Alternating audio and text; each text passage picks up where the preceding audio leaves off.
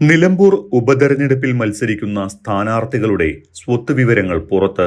തൃണമൂൽ കോൺഗ്രസ് സ്ഥാനാർത്ഥിയായി പത്രിക സമർപ്പിച്ച PV അൻവറിന്റെ ആകെ സ്വത്തുമൂല്യം 52 കോടി രൂപയാണ്.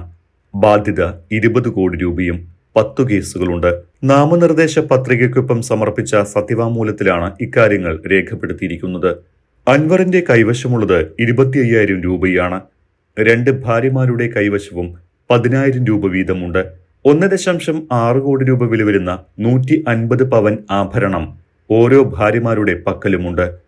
18.14 കോടി രൂപയുടെ ജംഗമ ആസ്തിയാണ് അൻവറിനുള്ളത്. 34.7 കോടിയുടെ സ്ഥാവര ആസ്തിയുമുണ്ട്. ബാങ്ക് വായ്പയും മറ്റുമായി 20 കോടിയുടെ ബാധ്യതയും.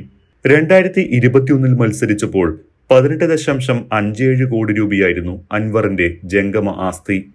16.94 കോടി രൂപയുടെ ബാധ്യതയും.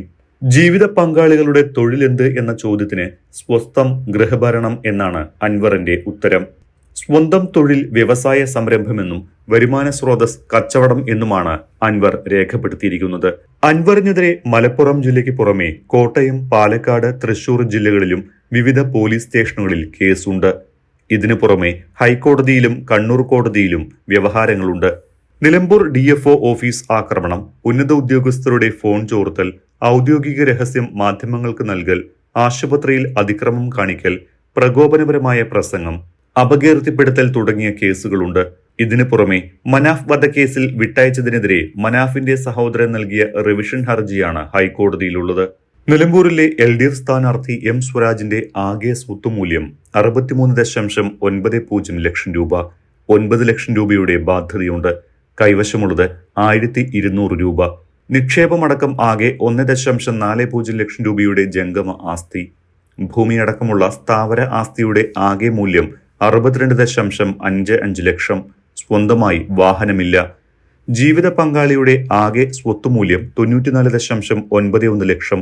ബാധ്യത 25.47 ലക്ഷം. കൈവശമുള്ളത് 550 രൂപ. 18 ലക്ഷം രൂപ മൂല്യം വരുന്ന 25 പവൻ സ്വർണ്ണാഭരണങ്ങളുണ്ട്. ഇതടക്കം ആകെ 74.91 ലക്ഷം രൂപയാണുള്ളത്. ഭൂമിയടക്കമുള്ള സ്വത്തിന്റെ മൂല്യം 20 ലക്ഷം രൂപയും. ഭാര്യയുടെ പേരിൽ 2 വാഹനങ്ങളുണ്ട്. സ്വരാജിനെതിരെ കോടതിയിലുള്ളത് ഒരു കേസാണ്. തിരുവനന്തപുരത്ത് 2014 നടന്ന സമരത്തെ തുടർന്നെടുത്ത കേസാണ് ഇത്. കേസിൽ ശിക്ഷിച്ചുവെങ്കിലും നിലവിൽ അപ്പീൽ നൽകിയിരിക്കുകയാണ്. UDF സ്ഥാനാർത്ഥി ആര്യാടൻ ഷൗക്കത്തിന് 8 കോടിയോളം രൂപയുടെ ആസ്തിയും 72 ലക്ഷം രൂപയുടെ ബാധ്യതയുമാണ് ഉള്ളത്. 83 ലക്ഷം രൂപയുടെ ജംഗമ വസ്തുക്കളും 800 ഗ്രാം സ്വർണവും 4 കോടിയിലധികം രൂപയുടെ സ്ഥാപന വസ്തുക്കളുമുണ്ട് എന്ന് സത്യവാങ്മൂലത്തിൽ പറയുന്നു. അതിനിടെ നാമനിർദ്ദേശ പത്രികാ സമർപ്പണം പൂർത്തിയായതോടെ നിലമ്പൂർ ഉപതെരഞ്ഞെടുപ്പിന്റെ മത്സര ചിത്രം തെളിഞ്ഞു. 3 പ്രമുഖ മുന്നണികളും PV അൻവറും നേർക്കുനേർ വരുന്നതോടെ നിലമ്പൂർ ഇതുവരെ കാണാത്ത വാശിയേറിയ പോരാട്ടത്തിനാണ് സാക്ഷ്യം വഹിക്കാൻ പോകുന്നത്. UDFിനു വേണ്ടി ആര്യാടൻ ഷൗക്കത്ത്, LDFിനു വേണ്ടി M സ്വരാജ്, NDA സ്ഥാനാർത്ഥിയായി മോഹൻ ജോർജ്, ജനകീയ പ്രതിപക്ഷ പ്രതിരോധ മുന്നണി സ്ഥാനാർത്ഥിയായി PV അൻവർ. ഇതാണ് നിലമ്പൂരിൽ തെളിയുന്ന മത്സര ചിത്രം. സൂക്ഷ്മ പരിശോധനയും കടന്ന് പത്രിക പിൻവലിക്കാനുള്ള അവസാന സമയവും പൂർത്തിയാകുമ്പോഴേ അന്തിമ ചിത്രം വ്യക്തമാകുകയുള്ളൂ. എങ്കിലും ഏറെക്കുറെ ഇതുതന്നെയാകും നിലമ്പൂർ ഉപതെരഞ്ഞെടുപ്പിന്റെ ലൈനപ്പ്. സർക്കാരിന്റെ വികസന നേട്ടങ്ങളിൽ ഊന്നിയായിരിക്കും LDFിന്റെ പ്രചരണം. ഭരണവിരുദ്ധ വികാരം ചർച്ചയാകാതിരിക്കാൻ LDF പരമാവധി സൂക്ഷ്മത പുലർത്തുന്നുണ്ട്. സർക്കാരിനെതിരായ വികാരം ആളിക്കത്തിക്കാനാണ് UDFിന്റെ ശ്രമം. ഭരണവിരുദ്ധ വോട്ടുകൾ ഏകോപിപ്പിക്കാനുള്ള ഇടപെടലും UDF നടത്തുന്നുണ്ട്. ഗണ്യമായ തോതിൽ ഹിന്ദു വോട്ടുകളുള്ള മണ്ഡലത്തിൽ പരമാവധി വോട്ടുകൾ നേടാനാണ് BJPയുടെ ശ്രമം. ലോക്സഭാ തെരഞ്ഞെടുപ്പിൽ K സുരേന്ദ്രൻ നിലമ്പൂരിൽ നേടിയ വോട്ടായിരിക്കും BJPയുടെ ടാർഗറ്റ്. ഇരു മുന്നണികൾക്കും പുറത്തായി പോയ PV അൻവറിന് തന്റെ രാഷ്ട്രീയ പ്രസക്തി തെളിയിക്കുകയാണ് ദൗത്യം.